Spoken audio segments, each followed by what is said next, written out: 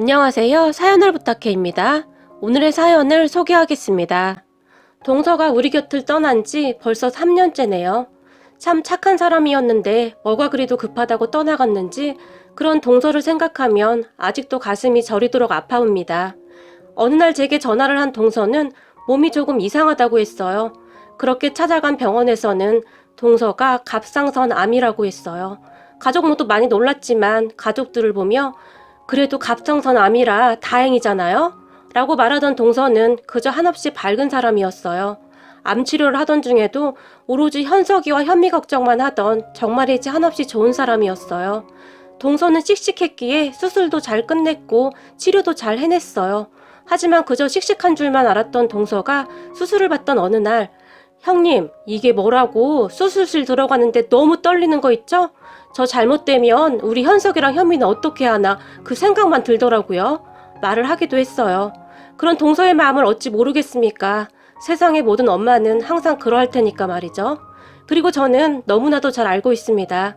동서가 그런 마음을 이야기할 사람이 저밖에 없다는 것을 말이죠. 항상 씩씩한 척 용감한 척 하지만 동서는 많이 여리고 겁도 많은 사람이었으니까요. 그리고 그런 동서에게 제가 괜찮아, 무사히 잘 끝났잖아? 이렇게 무사히 돌아와줘서 정말 고마워 라고 말을 하던 순간 제 품에 안겨서 하염없이 눈물을 흘리던 동서를 저는 그저 가만히 안아주었습니다. 친정가족이 없는 동서는 저를 친정언니 대하듯이 했어요. 원래 제 성격은 말이죠. 찔러도 피 한 방울 나지 않을 것이다 라는 소리를 듣고 살던 그런 성격이었어요. 그러한 제 성격은 부모님의 영향을 받았는데요. 우리 부모님은 두 분 다 교사 출신이세요. 부모님은 공부를 정말 잘해서 수제 소리를 들을 정도였다고 해요. 물론 대학도 정말 좋은 대학을 졸업했고요. 그런 부모님은 오빠와 제가 공부를 못하는 것을 용납하지 않았어요. 그러니 우리에게는 오로지 1등밖에 없었어요. 2등은 절대 용납되지 않았으니까요. 오빠는 그런 부모님의 기대에 어긋난 적이 없었어요. 항상 1등을 놓쳐본 적이 없었으니까요. 하지만 저는 컨디션에 따라 성적이 들쑥날쑥했어요. 그래봐야 1등, 2등이긴 했지만 1등만을 인정하는 부모님에게는 수치일 수밖에 없었어요. 그런 환경 속에서 자라다 보니 감정을 드러내지 않는 것이 익숙했어요. 항상 완벽해야 했으니 감정보다는 이성적으로 행동을 해야 했으니까요. 그런 부모님 덕분에 저는 대학도 좋은 학교를 졸업했고 남편도 저와 같이 꽤 좋은 대학을 나온 사람이에요. 그렇게 괜찮은 회사에 입사를 하게 되었고 그곳에서 남편을 만나 결혼도 했고요. 남편은 학벌이나 직업 모두가 부모님이 만족할 만한 그런 사람이었으니까요.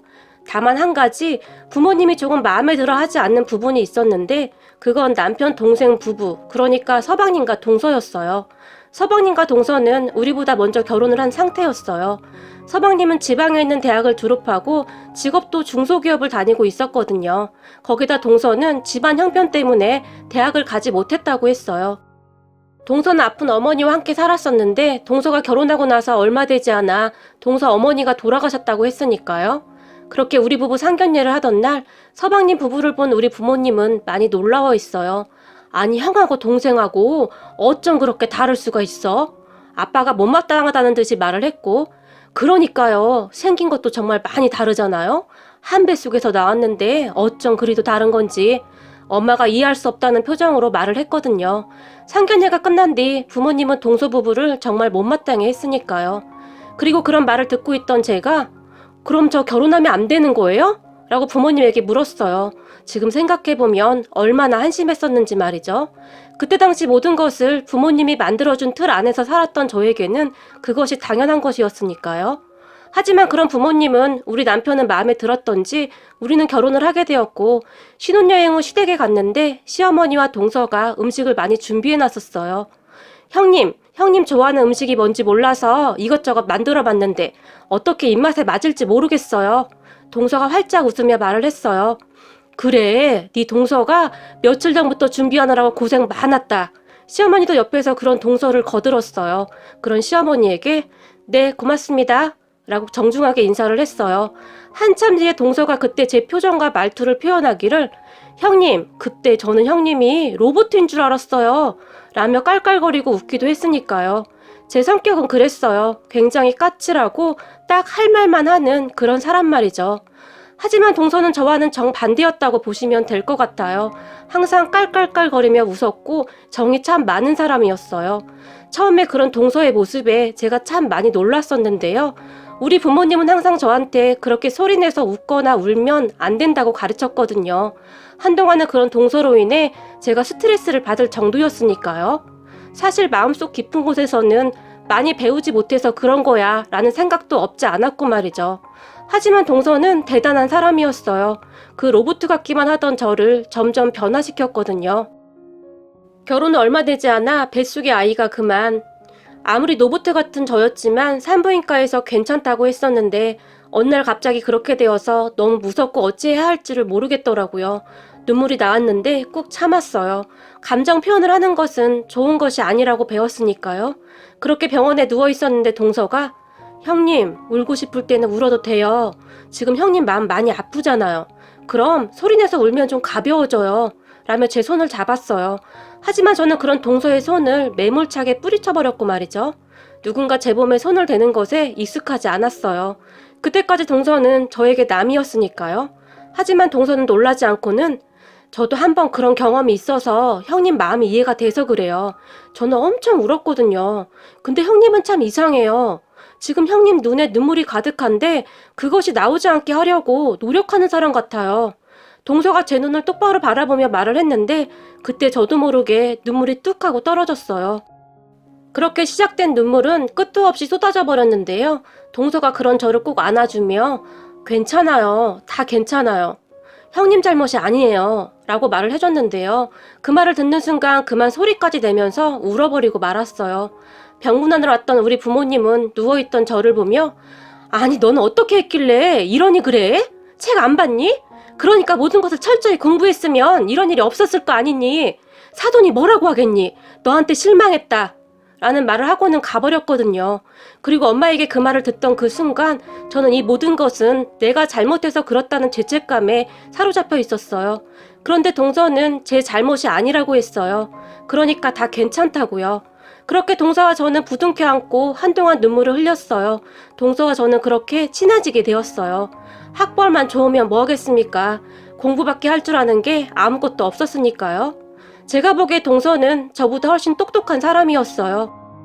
가족들을 항상 살뜰히 챙겼고 그런 동서는 가족들에게 없어서는 안 되는 그런 존재였어요. 그랬던 동서가 그렇게 떠나갔으니 남아있는 우리들이 얼마나 힘이 들었겠습니까? 갑상선 수술을 한 동서는 한동안은 괜찮았어요. 하지만 그 이후 암이 여러 군데로 전이되었고 그 충격은 어마어마했어요. 아마도 동서는 그때부터 준비를 했던 것 같아요. 유난히도 저를 찾았거든요. 그러던 어느 날은 형님, 혹시 말이에요. 제가 잘못되면 우리 현석이 현미 말이에요. 형님이 간간히 들여다봐 주실래요? 형님 그래 주실 거죠? 동서가 간절한 눈빛으로 제 손을 꼭 잡으며 말을 했어요. 그런 동서를 보며 싫어. 동서가 해. 동서 엄마잖아. 무조건 이겨내야 해. 알겠지? 현석이 현미 봐서라도 그런 말 하지 마. 나는 못해. 안 할 거야. 그 순간 저도 모르게 동서에게 어리광을 부리듯이 그렇게 말을 했어요. 형님, 당연히 이겨낼 거예요. 하지만 혹시라도 말이에요. 그러면 형님이 그래주세요. 자주는 아니더라도 간간이라도 꼭 그래주세요. 형님 부탁할게요. 제가 믿고 부탁할 사람이 형님밖에 없어요. 그 순간 동서는 울음을 참지 못하고 눈물을 터뜨려 버렸어요. 그런 동서를 보며 억장이 무너진다는 것이 이런 것이구나 라는 생각을 처음으로 해본 것 같아요. 하지만 동서는 그 이후에도 암을 이겨내기 위해 참 많이 노력했어요. 저는 그때쯤은 회사를 그만뒀는데 조카들도 챙겨야 했고 이래저래 할 일이 참 많았어요. 무엇보다도 그때 당시에는 그저 동서를 살려야 한다는 그런 생각밖에 없었어요. 회사에 사표를 냈다는 말을 들은 우리 엄마가 네가 제정신이니? 그 좋은 자리를 왜 그만둬? 너는 도대체 생각이 있는 거니 없는 거니? 라고 노발대발했지만 엄마 내 인생이야. 내가 알아서 해. 라고 말을 했는데 아마도 제가 태어나서 처음으로 우리 엄마의 말을 거역한 것이 아니었나 싶네요. 저는 그때쯤 제 인생을 돌아보게 되었거든요. 그리고 무엇보다도 저는 제 직업 자체가 싫었어요. 단지 부모님이 하라고 해서 했던 것일 뿐 항상 맞지 않는 옷을 억지로 입고 있는 그런 기분이었어요. 그걸 깨닫게 해준 것도 동서였고 말이죠. 그렇게 고민하고 고민하던 사표를 한순간에 내버렸는데 속이 그렇게 시원할 수가 없었어요. 회사에 사표를 내고 시어머니와 동서를 챙겼어요. 동서 병원에 가서 수다를 떨고 조카들을 챙기고 저는 오랜만에 생기를 찾은 듯 했어요. 하지만 동서는 점점 시들시들해져갔어요. 항암 치료가 정말 힘들거든요. 항상 밝기만 하던 동서마저도 웃음을 잃어갔으니까요. 동서는 점점 야위어갔고 무엇인가를 느끼고 있었던 것 같아요. 저만 보면 형님, 그때 제가 한 약속 기억하시죠? 우리 현석이 현미 라며 말을 잊지 못하기도 했으니까요. 그러던 어느 날 동서가 제 손에 작은 열쇠 하나를 쥐어주며 형님, 제가 믿을 사람이 형님밖에 없어요. 형님도 알다시피 제가 친정에 있는 것도 아니고 형님밖에 믿을 사람이 없어요. 라며 눈물을 글썽거렸는데요. 우리 집 옷장 첫 번째 칸 맨 밑에 이불을 치우면 상자가 하나 있을 거예요. 형님이 잘 보관했다가 현석이 현미 결혼할 때 전해주세요. 그리고 엄마가 정말 많이 사랑했다고, 엄마가 항상 함께 있다고 꼭 좀 전해주세요. 동서는 말을 채 잊지 못하고 눈물을 쏟았어요. 동서, 제발 이러지 마. 동서가 이러니까 나 무서워. 제가 덜덜 떨리는 손으로 그런 동서를 꼭 끌어안았는데요. 형님이 우리 형님이라 저는 참 좋았어요. 라며 다시 활짝 웃었어요. 동서는 너무나 착하디 착했던 사람, 그저 생각만 해도 눈물이 나는 그런 사람이었어요. 동서는 그렇게 얼마 후 눈을 감았어요. 눈을 감는 순간에도 동서는 저에게 아이들을 부탁했어요. 제가 뭐라고, 정말 부족한 저에게 동서는 너무나 큰 숙제를 남기고 떠나갔어요. 그리고 저는 그런 동서와의 약속을 지키기 위해 참 많이 노력 중입니다. 조카들이 외롭지 않도록 항상 챙기고 있어요. 이미 친정가족들과는 거리를 두고 살고 있었고 저도 외로운 건 마찬가지였기에 조카들과 저는 서로 의지를 하며 살고 있었어요. 다행히 조카들은 저를 참 잘 따랐어요. 조카들은 무슨 일만 생기면 저를 찾았어요. 사실 저희 집에 와서 자고 간 적도 한두 번이 아니었으니까요. 친정 가족들은 그런 저를 보며 모질이라고 하기도 했지만 제가 조카들만 돌보는 것만은 아니었어요. 저도 조카들에게 많이 배우고 있었거든요. 그러다 어느 날 서방님이 재혼을 하겠다며 지금의 동서를 데리고 왔어요. 동서는 결혼을 했다가 아이 없이 이혼을 했다고 했는데 치장하는 것을 굉장히 좋아하는지 화장부터 옷까지 정말 어마어마했어요. 사실 저는 처음부터 인상이 좋지는 않더라고요.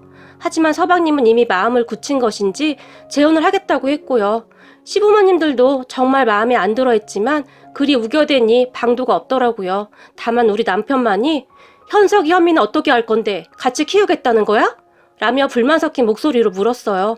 그 말에 서방님은 당연하지, 내 자식인데 내가 키워야지 라며 큰 소리를 쳤고 말이죠. 그렇게 서방님은 재혼을 했어요. 둘 다 재혼이었기에 우선 혼인신고는 하지 않고 살고 있었어요. 그런데 문제는 서방님이 재혼을 한 뒤로는 조카들을 자주 볼 수가 없었어요. 동서가 그렇게 싫어했나 보더라고요. 저는 그저 조카들이 걱정될 수밖에 없었는데요. 그런 저를 보던 남편이 너무 그렇게 관여하면 기분 나쁠 수도 있어. 그러니까 약간은 거리를 두고 살아야지 라며 말리기도 했어요. 남편의 말이 틀린 말이 아니었기에 저도 노력을 했는데요. 정말 이상했던 것이 조카들한테 전화조차도 잘 오지 않았어요. 하루가 멀다 하고 전화해서 쫑알쫑알 대던 조카들이 조용해서 제가 전화를 했는데 전화를 안 받더라고요.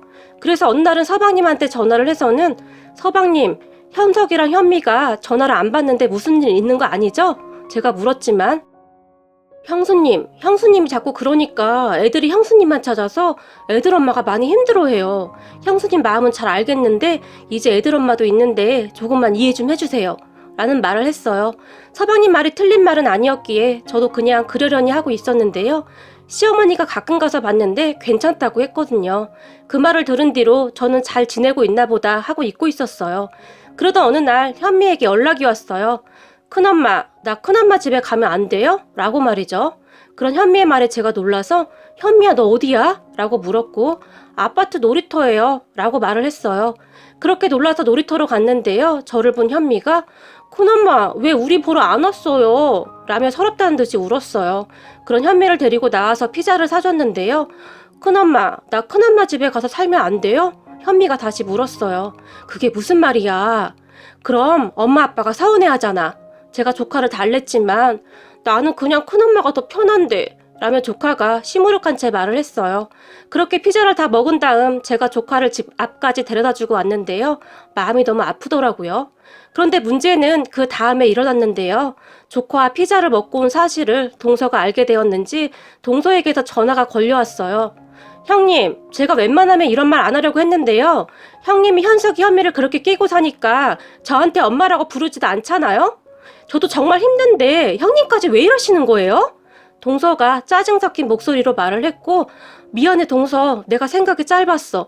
그냥 너무 보고 싶은 나머지 라고 말을 하고 있었는데, 형님, 앞으로 이러지 마세요. 알만한 분이 도대체 왜 이러시는 거예요? 동서가 화를 내며 전화를 끊어버렸어요. 기분이 상당히 나빴지만 티를 내지 않으려고 노력했어요. 그러던 어느 날 드디어 사건이 터졌는데요. 가족들이 다 모여서 식사를 했는데 그날도 동서가 한껏 꾸미고 왔더라고요. 저는 도대체가 이해가 안 되었던 것이 서방님이 뭐에 홀려서 지금의 동서와 재혼을 한 것인지 조금 의아했는데요. 말투도 그렇고 행동도 그렇고 사실 많이 그랬거든요. 다들 상관하고 싶지 않아서 못 본 척 한 것이지 사실 우리 시어머니도 굉장히 못마땅해 하고 있었어요. 그런데 그날 식사를 하는데 조카들이 제 옆에 딱 붙어서 같이 밥을 먹었어요. 둘째 현미가 김치를 위에만 먹고 이파리를 잘 못 먹어요. 그래서 고기나 그런 것들을 좀 잘게 잘라줘야 잘 먹어요. 그래서 저는 아무 생각 없이 현미에게 김치랑 갈비찜을 잘라주고 있었는데요. 그 모습을 보던 동서가 형님, 제가 그러지 말라고 했죠? 라며 소리를 질렀어요. 그 말에 제가 깜짝 놀랐는데요. 제가 알아서 한다고요. 도대체 왜 그러는 거예요? 다시 화를 냈어요. 동서 맘 알겠는데 이건 상당히 예의 없는 행동인 건 알고 있어? 제가 동서에게 말을 했고, 형님이 먼저 시작한 거잖아요. 아니, 고기 좀 잘게 잘라준 게 그렇게 잘못된 거야? 그럼 동서가 해주던지. 제가 말을 했어요. 그런데 제 말을 듣고 있던 현미가 그냥 다 먹어야 한대요. 근데 나는 그거 못 먹잖아요. 싫단 말이에요. 라며 동서를 째려봤어요. 너 지금 어른한테 뭐 하는 거야? 도대체 버릇이 왜 이렇게 없어? 동서가 말을 했는데 나는 큰엄마랑 살 거야. 현미가 제품에 안겨서 말을 했어요. 그 순간 식사가 엉망이 되었는데요. 동서가 가방을 들고 나가버렸거든요. 그 모습을 지켜보던 시어머니가 말하는 꼰세 하고는 이라며 혀를 찾고 말이죠. 그런데 그 뒤로도 동서는 참 예의 없는 행동을 많이 했어요. 그러다가 동서의 속마음을 시아버지에게 딱 들켜버렸는데요. 평소 조용하기만 하던 시아버지가 분노하게 되었거든요. 시아버지가 지인을 만나고 돌아가던 중 서방님네 아파트를 지나가게 되었나 봐요. 손주들도 보고 싶고 해서 잠시 보고 가려고 집에 들렀나 본데 배를 누르니까 조카들이 나왔고 둘만 있는 거야? 라고 물었다는데 현미가 아니 방에서 자 라고 했던 모양입니다. 그렇게 들어간 서방님 집 주방과 거실은 난장판이었다고 하는데요. 주방 식탁에는 먹다 남은 맥주와 안주들이 난장판이었고 거실은 거실대로 난장판이었고 말이죠. 동서가 대낮부터 술을 먹고 뻗어 있었던 모양입니다. 그 모습을 보던 시아버지가 안 되겠다 싶었던지 조카들을 데리고 시댁으로 와버렸다고 하는데 잠을 자다 일어난 동서가 그 사실을 알게 되었고 아직 술도 덜 깬 상태에서 시댁까지 쫓아온 모양입니다. 거기다 차까지 몰고 말이죠. 그리고는 난리가 났었는데요. 말도 없이 집에 오시는 거 정말 잘못된 거예요. 시댁에 들어서자마자 동서가 큰 소리를 친 모양인데요. 그럼 대낮부터 술 처먹고 뻗은 건 잘한 거냐? 시어머니가 동서에게 퍼부었던 모양입니다. 그쯤 시부모님들도 동서에게 불만이 쌓일 대로 쌓여 있었거든요. 그런 시어머니의 말을 듣던 동서가 흥분을 한 모양인데 저한테 이러면 안 되죠. 사실 제가 다 양보하고 온 건데요. 우리가 너한테 와달라고 애원을 했니? 왜 우리한테 난리야 난리가. 돈이 좀 있는 줄 알았더니 집불도 없고 저도 속았다고요. 마누라 죽었다고 하길래 보험금이라도 있는 줄 알았더니 돈도 없고 내가 왜 이 고생을 해야 하냔 말이야. 그때쯤 동서도 속내를 드러내기 시작했는데요. 입 닥치지 못해? 이게 어디서 큰 소리야? 시어머니도 소리를 질러버렸다고 합니다. 그런데 그 모습을 지켜보던 시아버지가 주방에 가서는 시어머니가 밥을 하기 위해 쌀을 씻고 있었다는데 그 쌀이 들어있던 그릇을 가지고 와서는 동서에게 확 끼얹어 버렸다고 해요. 그리고서는 옛다 이거나 먹고 술이나 깨! 라고 하면서 말이죠. 제가 좀 전에도 말했듯이 우리 시아버지는 평소에도 정말 조용한 분이세요. 얼마나 화가 났으면 그랬겠습니까? 그 순간 동서가 소리를 지르며 밖으로 나가버렸다고 하는데요. 시아버지는 거기서 끝내지 않았습니다. 동서가 술이 덜 깬 것을 알고 있었던 시아버지는 동서를 경찰에 신고해버렸어요. 운전을 하고 가던 동서를 경찰이 도로가에서 대기하고 있다가 잡았고 동서는 붙잡혀서 음주 측정을 하게 되었어요. 그리고 동서는 음주운전으로 걸렸어요. 그런 시아버지의 모습에 시어머니조차도 놀랐다고 했는데요. 제가 소식을 듣고 시댁으로 뛰어갔는데 음주운전은 절대 하면 안 되는 거다. 잘못해봐. 괜한 사람들까지 잘못되는데 절대 용서하면 안 돼. 라며 시아버지가 큰 목소리로 말을 하기도 했어요. 그렇게 동서는 면허 취소에다 벌금까지 물게 됐다고 하는데 나중에 시아버지가 신고한 것을 알고는 짐을 싸서 나가버렸어요. 제가 보기에 시아버지는 그걸 바라고 있었던 것 같아요. 시아버지가 봐도 영 마음에 안 들었던 것이죠. 그런데 아직 혼인신고도 안 하고 있었기에 적당할 때 내쫓은 것 같아요. 그리고 서방님은 시부모님에게 불려가서 정말 많이 혼이 났어요. 부모 자식 안 보고 살면 그만이니까 다시 합치려면 우리 얼굴 볼 생각도 하지 말거라 라고 말이죠. 참 씁쓸하더라고요. 우리 동서는 참 좋은 사람이었는데 서방님의 안목이 어찌 된 것인지 참 알다가도 모르겠네요. 그렇게 우리는 다시 안정이 되었고 저는 지금도 조카들을 챙기며 살고 있어요. 조카들은 아무래도 세상을 떠난 동서를 많이 닮은 것 같아요. 그리고 저는 동서가 가끔 그리울 때마다 동서가 줬던 상자를 열어보는데 꼼꼼하던 동서는 이미 많은 것을 준비해뒀더라고요. 이미 예상을 했던 것인지 저에게 편지까지 써서 말이죠. 편지 내용이 꽤 길었지만 간단하게 내용을 요약해보면 형님, 우리 현석이 현미 졸업식 때마다 형님이 꽃 좀 챙겨주시고 결혼할 때 이것저것 형님이 꼭 챙겨주세요. 형님이 제 대신이니까요. 그러면 제가 해준 거나 똑같은 마음일 거예요. 그리고 항상 고마웠어요, 형님. 지금처럼 감정 숨기지 말고 다 보여줘도 돼요. 형님은 정말 멋진 사람이에요. 라는 말들이 써 있었거든요. 그곳에는 편지뿐만 아니라 조카들 이름으로 된 통장도 있었어요. 동서가 열심히 모은 것들이었어요. 지금 생각해보면 동서는 서방님이 재혼할 것을 예상했고 그런 조카들 걱정뿐이었던 것 같아요. 그리고 저는 동서가 남겨준 통장에 매달 조금씩 적금을 넣어주고 있어요. 우리는 형편이 넉넉하니 그 정도는 괜찮으니까요. 만약 하늘에서 우리 동서가 보고 있다면 동서 걱정하지 마. 내가 내 할 일 다 하고 나중에 동서 만나러 가면 자랑할 테니까 그때는 꼭 나 칭찬해줘야 해. 보고 싶다 우리 동서. 오늘따라 동서가 환하게 웃는 모습이 생각이 나서 눈물이 납니다. 사람은 많이 배우고 못 배우고가 중요한 것이 아닙니다. 그 모든 것은 마음이 따뜻하고 아름다운 사람을 절대 따라갈 수가 없을 테니까요. 오늘의 사연은 여기까지였습니다. 즐겁게 보셨다면 구독, 좋아요 부탁드립니다. 고맙습니다.